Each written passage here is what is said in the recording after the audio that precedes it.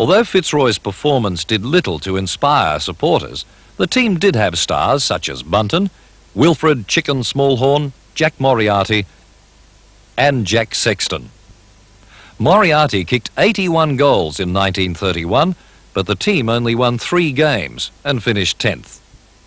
But the presence of these stars ensured that Fitzroy supporters got their share of thrills. Chicken Smallhorn worked closely with Bunton throughout his career at Fitzroy. Oh, I think he was a magnificent player. He was exciting, certainly. He had great long loping runs, and he could hook a ball in from here, there and everywhere. He could run all day, and he was something I don't think that we had seen before. He was one of the instigators for a start of handball, a beautiful handball player, beautifully balanced player. Bunton again won the Brownlow Medal in 1932 and 1935, making him the first player to win the trophy 3 times. Teammate Dan Murray, the father of Kevin Murray, recalls Bunton's brilliance. He was a magnificent player. He had perfect balance. He had a stride, a very long stride he covered a lot of ground. And he had the ability to get the ball. Even by today's standards, Bunton had impressive match statistics. In 1935, he averaged 35 possessions and in one game gathered 45 kicks. I think I teamed very well with him. I think he relied upon me as same as a lot of other people relied, not particularly on me, but if I got the ball, it was my duty to get it down to somebody else, and he'd be the logical one to get it because he seemed to be able to read your mind, and he wouldn't lead until you knew you were ready, and you knew darn well that when you did kick it that he would get it anyway, and that gave a wingman a little bit of a rest, because if you kick it to some players and they don't get it and it comes back, well, you're breathless. He was great. There was no two ways, and he used. One thing he did do is he used his arms very, very well, always on the blind side of the umpire. And in that way, he would hold the other fellow back and at the same time propel himself forward. Hayden Bunton left Fitzroy after the 1937 season to be captain coach of the Perth club Subiaco. He played 117 games and during a brief visit during 1942, played a further 2 games for the club. The 30s produced 2 other Fitzroy Brownlow medalists. Chicken Smallhorn in 1933 and Denis Ryan in 1936. Smallhorn was born and bred in Fitzroy. The brilliant winger was to play 149 games in an often stormy career. Dan Murray played on the back line the year Smallhorn won the Brownlow.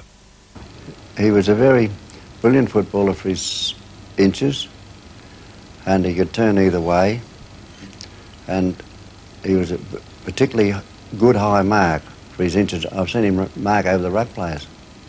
For Smallhorn, just playing for Fitzroy was the realisation of a childhood dream. I think it was the thrill of my life. I don't think that I can be very emotional about this. I don't think that I've ever felt so well physically, mentally and every other way than playing with Fitzroy. I'd do it again if I had the chance tomorrow. The opportunity of being so fit and playing for someone you loved. There was loyalty and plenty of it. Smallhorn is modest about his Brownlow win and about his part in Fitzroy's history. I didn't think it was a great thrill at all, to tell you the truth. I think I've related it before that I was at the Merry dance and it was shown on the screen at the Merry Picture Theatre. And they came in and they lifted me up onto the dais and told me I'd won it. And it was something that was completely out of the blue as far as I was concerned, because I never considered the Brownlow medal. I considered Fitzroy rather than Brownlow medal winners. Perhaps if you play well, you could be individual, but I like to think I was a team man. And it was lovely. It was a lovely thrill, I suppose, if you look at it that way, but I don't think it meant all that much to me then as it does now. I'm history now. It's history. Fitzroy's other Brownlow medalist, Denis Ryan, came to Fitzroy from Albury in 1935. In 1936, he notched up 46 goals. The following season, Fitzroy placed Ryan at centre-half back. The change of position was a brilliant success. He won the Brownlow at the end of the season. But Denis' marking was the best, I think, perhaps you could ever wish to see. He used to rise high, hold the ball very surely in the air. He and Len Smith were two players, the only two players I've seen that could fly high in the air, grab the ball in the air above the pack, put it behind their heads and come down with it. Unfortunately, Ryan's career, like that of many footballers, was cut short by the Second World War. In 1939, he was one of the first to go away and to enlist in the AIF when the war started, and he served the full 6 years away. He was in Tobruk and he come back with a couple of wounds. He tried to play a game, but his knee was against him and he gave it away. But I'm sure you that the 6 years that Denis Ryan played, he was a brilliant footballer. 1937 was to signal the start of a new era for the Maroons. A reform group won the club's elections and made sweeping changes. The club launched a team-building campaign which saw players such as Fred Hughson, Len Smith, Clen Denning, Keith Stackpole and Claude Curtin join the club. Well, I think we started off with was battling to get a team together, but we tried junior players the first year in 37. But 38 I went and got about 10 players from other clubs. I got 5 from Carlton and 3 from Collingwood and 1 from Richmond and so on, and to put a bit of stability in the team. They were older players, and from then on we built up towards the premiership, which we eventually won in 1944. Should have won it in 1943. The club's steady improvement from the end of 1942 was due in large measure to Fred Hughson. He was appointed captain and coach, and in his first season, 1943, the Maroons made the four for the very first time since 1924. I remember going down to his house in Northcote and seeing him. Fred, we want you to be captain coach of Fitzroy next year. What about it? And he said, well, why me? I said, well, we picked on you because we feel you will be the man. It's all right, I'll give it a go. So he was duly appointed. And from when he took over in 1943, well, Fred immediately with success. We went to the finals, got beaten in the preliminary final, finished with 15 men, and we could have won that flag. And in 44, we won the premiership. Dan Murray says the players were aware of the special problems their new coach faced as a result of the war. And Fred had a very hard job because he didn't have the same players all the time, because a lot of us were in the services and we could only get leave now and again to play football, but he still moulded them into a good side. Fitzroy won the 1943 first semi-final against Carlton, but was defeated by Richmond in the preliminary final. However, in 1944, Fitzroy's Diamond Jubilee year, the club made the big time. Finishing the home and away games in second position and only 0.1% behind Richmond in top spot, Fitzroy was confident of final success.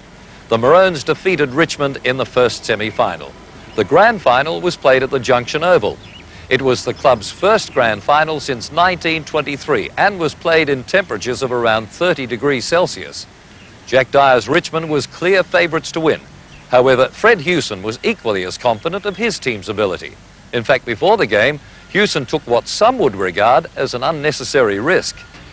Won the toss and kicked against the wind. Preconceived plan, felt that the players going out as they were feeling would be able to hold Richmond. It was quite a windy day, and we felt if we went out keyed up and fresh that we had more chance of holding them than they would have holding us. So I chose to kick against the wind. Rover and future Brownlow medalist Allan, the Baron Ruthven, recalls that Hughson led his team by word and deed. Hughson, our coach, was a very likeable chap, and the team spirit, I think it's always been hard, Fitzroy, even I noticed in later years, but when I was there, the spirit was probably one of the best in the league. Well, I would say you could not have got a better team spirit than we had. Every player in that on the list really were dedicated to Fitzroy and the team. Fitzroy's 15-point win over Richmond brought the club the premiership and was a magnificent culmination of years of team building and hard work by Fitzroy administration. Very